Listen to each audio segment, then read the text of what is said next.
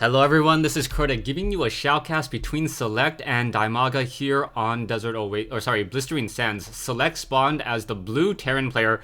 Ignore my colors over here for this particular matchup. Select spawning as the blue Terran player on the top right hand side of the map. Meanwhile, we have Dimaga spawning over here on the bottom left hand side as the red Zerg. So hopefully I don't look at this too much and get confused. First thing I wanted to say, I hope you guys liked that intro. That was actually done by a fan. And I really think I have one of the best fan bases out there. I didn't even ask him for it, and he decided to send me that. And I asked him what I thought, so I would, then forward it on to you guys. So what did you guys think of that pre-roll? Let me know if you like it. I'll try to include it every once in a while, unless you guys want it every single time. It is 10 seconds, but I really wanted to appreciate him for what he's done. So yeah, go ahead and thumbs up. First thing we're gonna see is Select now moving down with a low grounds barracks. So we have a low ground 9 racks or 10 racks being thrown down before a supply depot, and now getting a refinery as well. So this may turn into some very, very aggressive Reaper play. We do see Dimaga now moving out with a drone. However, that drone is not going after that one SCV. SCV now coming out. So we do have this SCV going after this drone over here. So Stevie and drone once again going at it very early on in this game. Dimaga's drone now down to 36 hit points. We'll be able to head back into here in just a moment. And now we see Select throwing 2 additional SCVs on that refinery. So Select once again going for a very early Reaper play.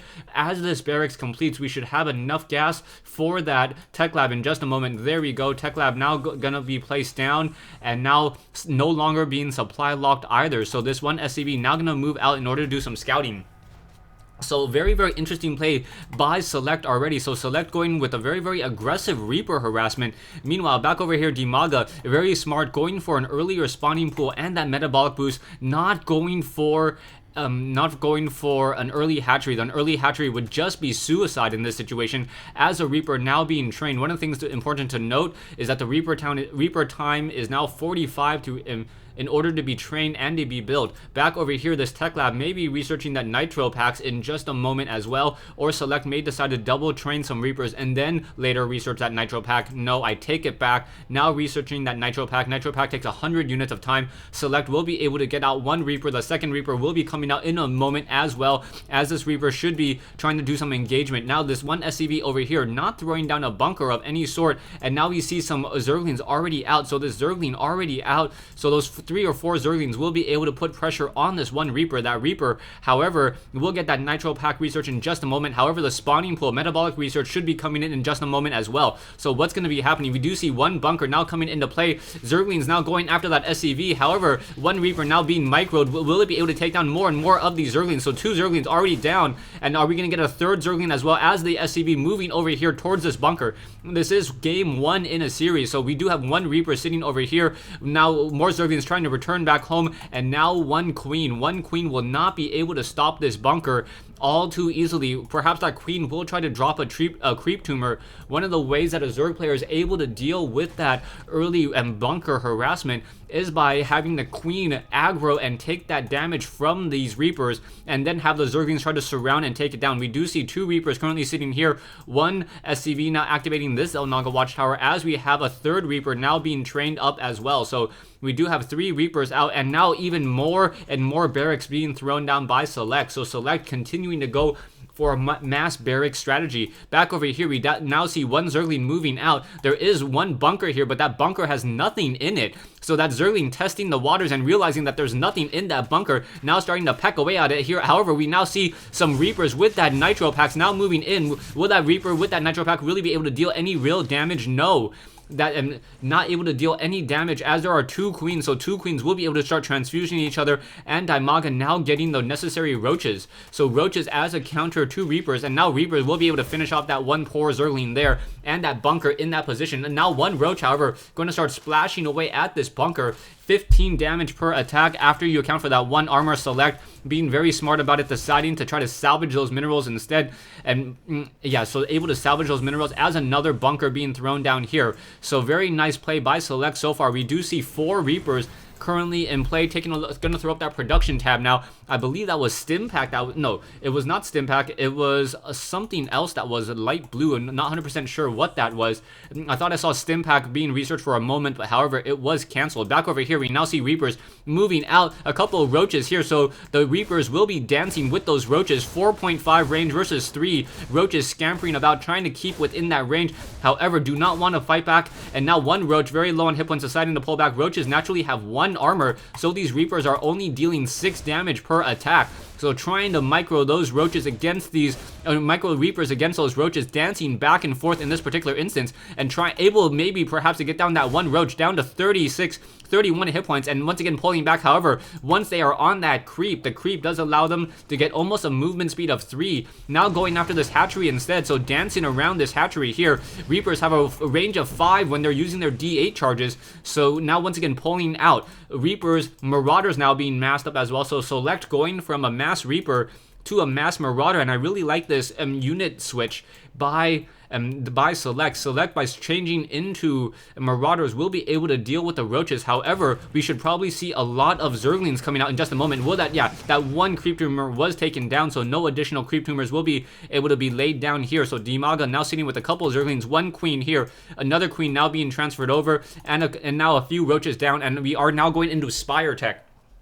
So by going into Spire Tech, we will be seeing some Mutalisks as well as one SCV activate this Xel'Naga Watchtower. Zerglings quickly in this position. Will they be able to run by here? Not enough room there. Too many Marauders, as these Marauders are going to get into this position here. We do have that concussive shell, so these Zerglings will be forced to move very, very slowly. There is one supply depot here enabling protection on these backdoor rocks. Zerglings now going to go ahead and peck away at this. Zerglings really want to try to take down these rocks, as it enables them to run in here and take down and deal a lot of damage towards these SCVs and that mineral line. A couple of units staying here, 1 Marine as well, continuing to be trained. These Zerglings, however, will have a hard time trying to deal damage towards these rocks. Rocks have a natural armor of 3, so with that natural armor of 3, those Zerglings once again only dealing 2 damage per peck instead of 3, and now 1 SCV gonna get taken down very easily, as this Xel'Naga Watchtower lost by Select. Back over here, Dimaga currently trying to train up more and more drones, power droning, and continue to use more and more spawn larvae. So Dimaga really able to just keep on top of his macro, and try to get as many larvae as possible. With this setup, I believe he will be able to get about 20 larvae every game minute if he's able to stay on top of that. If he's able to stay on top of that spawn larva ability between this one layer and this hatchery over here.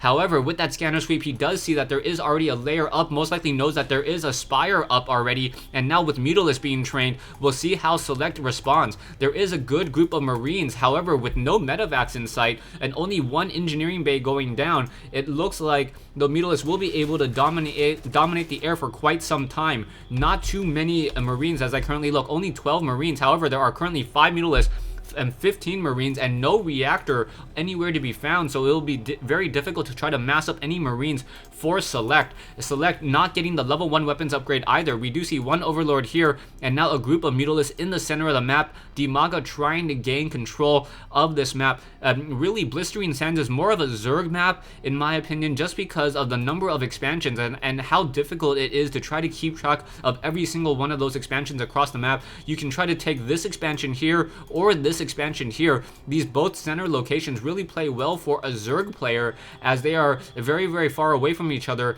and the Terran player has to also be worried about this backdoor. Now, as more Mutalisks being macroed up, Dimaga now sitting on 7 Mutalisks or 8 Mutalisks production-wise, training up 2 additional and that level 1 Zerg attack upgrade. We do see a starport and now the level 1 weapons infantry upgrade coming in from Select.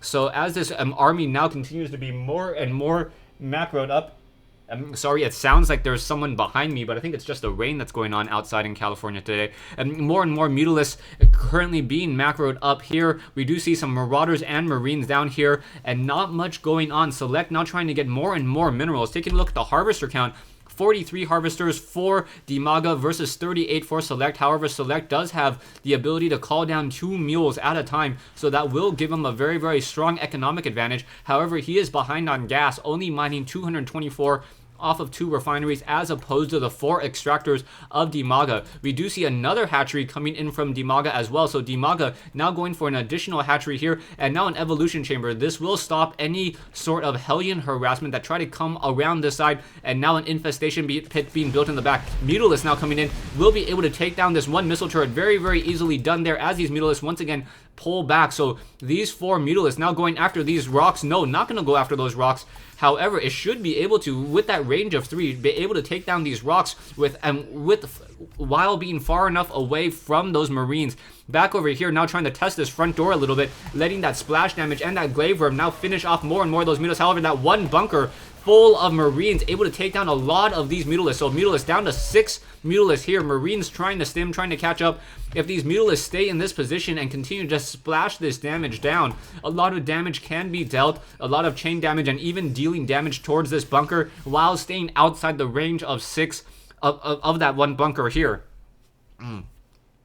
We do see more Mutalisks now being continuing to be produced. Dimaga now continuing to go for more creep tumors. So Dimaga really with a lot of map control, able to get creep tumors into essentially every single expansion on the map except for this one down here. So it looks as though Select is currently really behind army-wise. Both sides are even. However, harvester-wise, you now see Dimaga sitting on 1,800 mineral army with 54 harvesters as he's starting to mine out this high-yield mineral location. So Select really needs to try to mobilize this infantry marauder force, move out and deal damage. Perhaps even 1 or 2 Thors, at least forcing Dimaga to try to use that magic box technique. And as I say that, there is 1 Thor already out. So 1 Thor now moving out. However, Thors move very, very slowly, and there's only 1 missile turret in this location. Marines now trying to move in. Will they be able to force these Mutalisks to get within range of that missile turret? Not quite sure there. This 1 Thor unable to get any splash damage here. 1 round of those javelin missiles should be enough. However, that was just on move and not move and attack,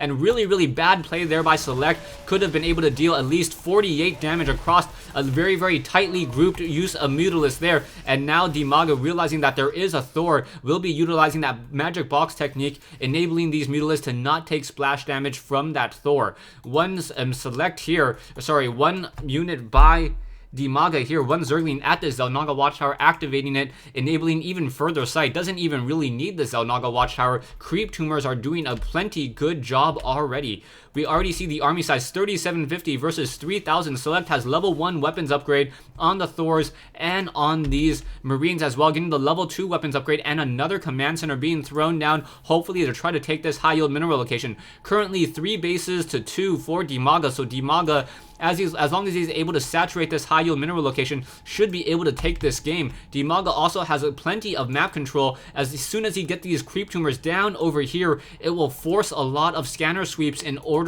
to try to expand over here, as buildings are not able to land on creep. We now see 1 group of Mutalisks now moving out. Those medevacs taking a lot of damage there, and now another scanner sweep quickly revealing 1 of these creep tumors. Marines and siege tanks now trying to move out. A couple of creep tumors will get taken down once again by Select. So Dimaga slowly losing his map control. However, there are a good number of infestors here. No neuroparasite, but there is some fungal growth and some banelings, and those banelings perhaps going to try to take down these destructible rocks here, try to peck away at it. No, not trying to peck away at it, and deciding not to try to push there, as this army now trying to siege up. So Select now with a group of Thor siege tanks and medevacs and Marines trying to hold this center position. This will become the next critical fight. Stay tuned for part 2 of this replay between Select and Dimaga here on Blistering Sands.